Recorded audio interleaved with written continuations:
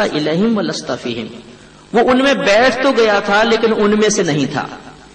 شارحین نے بیان فرمایا کہ وہ شخص اصل میں ذکر کرنے نہیں آیا تھا بلکہ اپنے کسی اور مقصد سے آیا تھا، لیکن ان کے ساتھ آ کر بیٹھ گیا تھا۔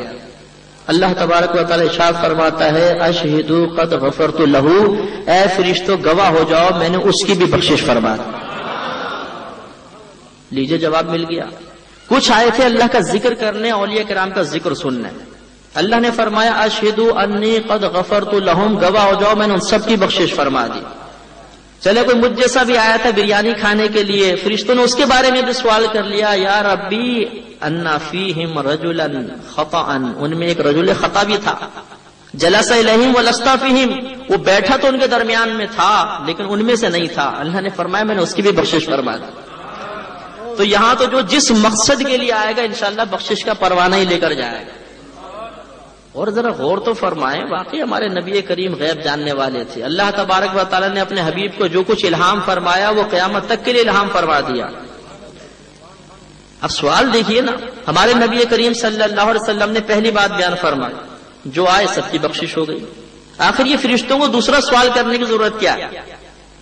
یہ ہماری تعلیم کے لیے ہے کہ جو جس بھی مقصد سے آئے گا، اگر مقصد فاسد لے کر بھی آئے گا تو انشاءاللہ عز و جل اللہ تبارک و تعالی ان لوگوں کی برکت سے اس کی بھی بخشش فرما دے گا۔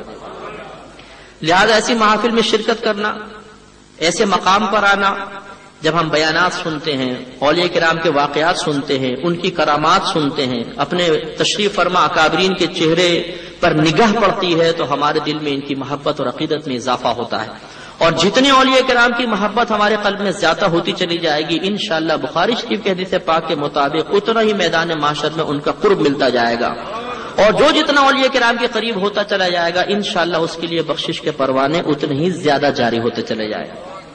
لہذا ایسی محافل قائم کرنا یہ کوئی بے وقوفی نہیں ہے، ہم نادان نہیں ہیں، ہم پاگل نہیں ہیں، اپنا آرام ترک کر کے، اپنے گھر والوں کو چھوڑ کر، اپنے کاروبار سے منہ موڑ کر اس مقام پر آ کر بیٹھنا یہ نادانی نہیں ہے، یہ بخشش کے پروانوں کے حصول کی ایک اعلیٰ کوشش ہے۔ یہ سعادت اللہ تعالیٰ منتخب بندوں کو عطا فرماتا، ہر ایک کو عطا نہیں فرماتا۔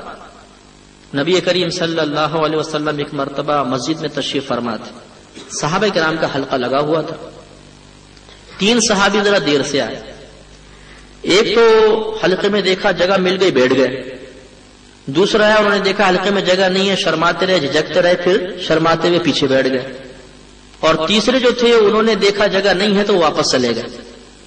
تو نبی کریم صلی اللہ علیہ وسلم نے ارشاد فرمایا جو پہلے آئے انہوں نے جگہ میں وسعت دیکھی تو اللہ نے اس کو بھی وسعت عطا فرمائی اور اس کو بیٹھنے کی سعادت سے نوازا، دوسرا آیا وہ شرمایا تو اللہ نے بھی اس سے حیا کی، اور تیسرا منہ پھیر کر چلا گیا تو اللہ کی رحمت نے بھی اس سے منہ پھیر لیا۔ تو معلوم یہ ہوا کہ جب کوئی اس قسم کی محافل ہوں اور اس سے اعراض کر کے کوئی منہ پھیر کے چلا جائے تو پھر اللہ کی رحمت بھی اس سے منہ پھیر لیا کرتی ہے۔ لہذا اولیاء کرام کہ جہاں پر بھی محفل ہو ان کا ذکر ہو اس میں ضرور تشریف فرما ہونا چاہیے، درجات کی بلندی کا بے شمار سامان ہوتا ہے۔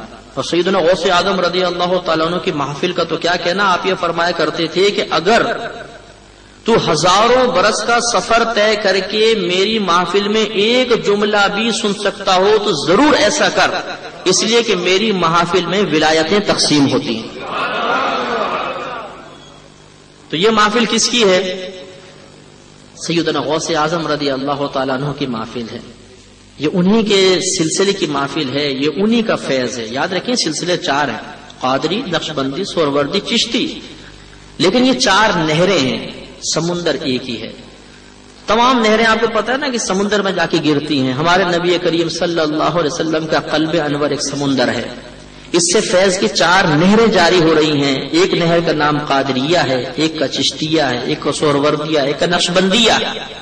لیکن یہ ضرور ہے کہ ڈیم کے اندر جو ہے پانی جمع ہوتا ہے تو قادریہ جو ہے غوث اعظم رضی اللہ تعالیٰ عنہ اب قیامت تک جو جس بھی سلسلے میں اللہ کا ولی بنے گا وہ سیدنا غوث اعظم رضی اللہ تعالیٰ عنہ کے آستانے مبارکہ سے بنے گا۔ یہ ہمیشہ ذہن میں رکھیے، چاہے کوئی نقشبندی سلسلے کے ہوں، چشتی ہوں، سہروردی ہوں، سیدنا غوث اعظم رضی اللہ تعالیٰ عنہ کا فیض سب پر جاری ہے۔ تو غوث اعظم کوئی صرف قادریوں کے ساتھ نہیں، غوث اعظم تمام سنیوں کے غوث اعظم ہیں اور سب پر آپ کا فیض جاری ہے۔ تو یہ اتنی عظیم محفل ہے الحمدللہ، ایسی محفل میں شرکت کرنا بہت بڑی سعادت ہے، اور ایسی محفل سے اٹھ کر چلے جانا، اعراض کرنا یا زبان تنقید دراز کرنا، یہ بہت بڑی نادانی کی بات ہے۔ ولی کون ہوتا ہے؟ ولایت کسے کہتے ہیں؟ یاد رکھیے کہ ولایت ایک ایسے مرتبے کا نام ہے کہ جس مرتبے کو اللہ تبارک و تعالی جس بندے کو منتخب فرماتا ہے اسی کو عطا کرتا ہے۔ ولایت وہبی شے ہے، کسبی نہیں ہے۔ وہبی کا مطلب کہ تحفتاً دی جاتی ہے، کسبی کا مطلب کوشش کر کے حاصل کرنا، یہ کسبی نہیں ہے۔ کوئی چاہے رات دن نمازیں پڑھے، روزے رکھے، تہجدیں پڑھے، قرآن پاک کی تلاوت کرے، اگر اس کی قسمت میں ولی بننا نہیں ہے تو وہ اپنی عبادات سے ولی نہیں بن سکتا۔ معلوم ہوا کہ ولی وہ ہوگا جسے ازل سے ہی اللہ نے ولایت کے لیے منتخب فرما لیا ہے۔ تو جو اولیاء اعظام ہوتے ہیں یہ اللہ تبارک و تعالیٰ کے وہ منتخب بندے ہیں جنہیں اللہ نے ازل سے ہی منتخب فرمایا۔ جس طرح نبوت وہبی ہوتی ہے اسی طرح ولایت بھی وہبی ہے، کوئی اپنی کوشش سے حاصل نہیں کر سکتا۔ ہاں اتنا ضرور ہے کہ ولایت کسی جاہل کو نہیں ملتی ہے، یہ ملے گی عالم کو، علم والے کو ملے گی۔ لیکن عالم سے مراد وہ نہیں جو اب سند فراغت لے کر نکلے وہی عالم ہے۔ یاد رکھیں جب ہم یہ صفت کا صیغہ استعمال کریں جیسے عالم، معلوم، یہ صفت کے صیغے کہلاتے ہیں کہ اس میں ایک ذات بھی ہوتی ہے اور کوئی نہ کوئی صفت ہوتی ہے۔ جیسے عالم، جیسے مثلا ماشاءاللہ یہ عالم بالفرض، تو ہم کہیں گے یہ عالم ذات بھی ہیں اور وصف علم ان کے ساتھ ہوگا، تو عالم اسی کہیں گے کہ جس میں علم کا وصف موجود ہوگا، اور علم کا وصف ڈگری کا محتاج نہیں ہوتا، اچھی طرح یاد رکھیں۔ کیونکہ میری ایک طویل عرصے سے میں علمی شعبے کے اندر وابستہ ہوں، تو ہم نے دیکھا ہے کہ بہت سے طالب علم توجہ سے علم حاصل نہیں کرتے، حتیٰ کہ دور حدیث سے جب فارغ ہوتے ہیں تو وہ بالکل کورے ہوتے ہیں اور انہیں کچھ بھی نہیں آتا۔ اور بعض لوگ ایسے ہوتے ہیں جو اولیاء کرام کی، علماء کرام کی صحبت میں مسلسل رہتے ہیں اور اللہ تعالیٰ انہیں کثیر علوم سے نواز دیتا ہے۔ تو یہ یاد رکھیں کہ کوئی جاہل ولی نہیں ہو سکتا، اللہ تبارک و تعالیٰ عالم کو ہی ولی بنائے گا۔ اب اس کی دو صورتیں ہوتی ہیں کہ یا تو اسے باقاعدہ کسی عالم کی صحبت میں رہ کر کتب ختم کر کے پھر علم سے نوازے گا، اور بعضوں کو اللہ تبارک و تعالیٰ پیدائشی ہی علوم سے نواز دیتا ہے، یا پیدائشی نہیں تو جوان ہونے کے بعد بغیر کسب کے اللہ تعالیٰ براہ راست عطا فرما دیتا ہے، جس کو علم لدنی کہتے ہیں۔ تو بہرحال عالم وہی ہوگا کہ جس کے پاس علم ہوگا، اور ولی وہی ہوگا کہ جو عالم ہوگا۔ تو ہر عالم ولی نہیں ہوتا، لیکن ہر ولی عالم ضرور ہوتا ہے۔ جو صاحب علم بیٹھے ہیں وہ جانتے ہیں ان میں عموم و خصوص مطلق کی نسبت ہے کہ ہر عالم ولی نہیں ہو سکتا، لیکن ہر ولی کا عالم ہونا ضروری ہے۔ اگر علم نہیں تو وہ درجہ ولایت پر فائز نہیں ہو سکے گا۔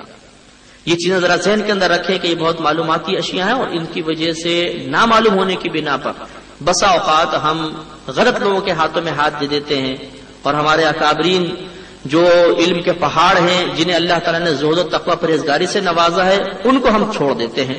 تو ولایت کسے ملے گی؟ جو عالم ہوگا۔ پہلی بات تو یہ کہ عالم، جاہل کو ولایت نہیں ملے گی۔ لہذا بہت سے جہلاء کو آپ دیکھیں گے وہ کہیں نہ کہیں سے خلافت حاصل کر لیتے ہیں، اور خلافت حاصل کرنے کے بعد ایک گدی پہ بیٹھ جاتے ہیں۔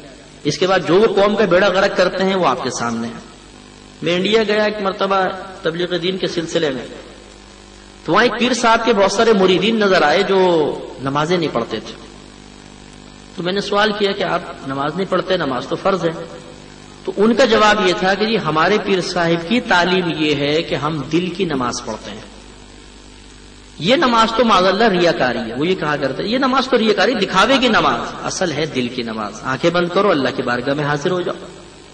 تو ہم نے پھر دائرہ ادب میں رہ کے ان سے سوال کیا کہ یہ دل کی نماز کسی نبی نے پڑھی تھی، کسی صحابی نے پڑھی تھی، کسی ولی نے اگر ادا کیا ہو تو ہمیں بتائیے تاکہ ہم ان کی پیروی کا شرف حاصل کر لیں۔ لیکن جواب ندارت۔ تو اس قسم کے پھر بعض لوگ ہوتے ہیں کہ جو قوم کو گمراہ کر دیتے ہیں۔ تو یہ مطلب علم، یہ روشنی، علم کسے کہتے ہیں؟ ماں بہل انکشاف۔ علم اس نور کو کہتے ہیں جس کے ذریعے چیزیں روشن ہو جاتی ہیں، منکشف ہو جاتی ہیں۔